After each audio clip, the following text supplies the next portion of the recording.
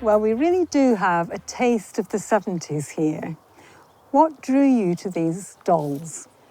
My mum worked at Queen's University in Belfast, and she worked in a department called social anthropology, which probably in the early 70s was quite exotic for us. Certainly in our troubled times, we had many presents coming in from her friends that worked in this department. And one of the ladies was American. And she brought my sister and myself one each of these dolls from America. And they are from a company called Kenner Blythe. They were produced in 1972. And I believe that they only ran for 1 year. Yeah.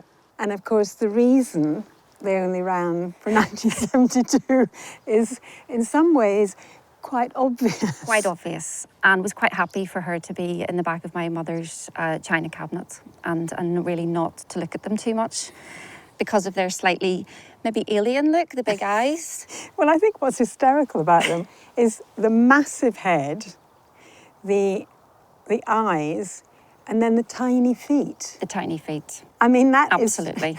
And of course, they don't stand. But of course, they do have one special feature, which makes them even more terrifying.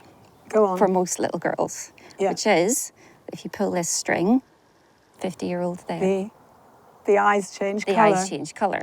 I suppose I've had this ambivalent relationship with them. I did hate them when I was little and then have grown over the years.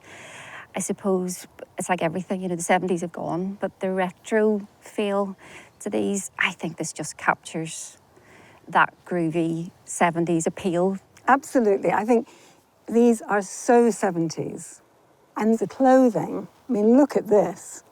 There's Afghan. The Afghan coat. The travellers, I remember them. Fabulous. I mean, I can't believe it. I love these. The knee-high boots. When I was little in the 70s, that was the ultimate, a pair of pink plastic boots.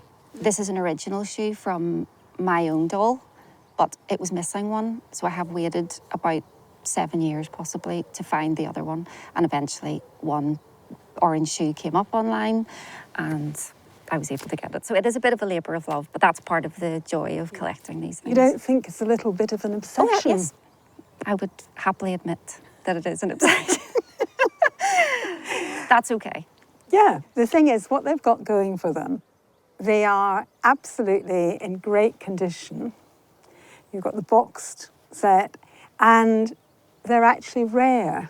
They have become massive, mainly in the States. So let's just talk a little bit about value. So I think in today's market, you'd certainly be looking at 300 for this, and certainly 1,000 for the doll. Already?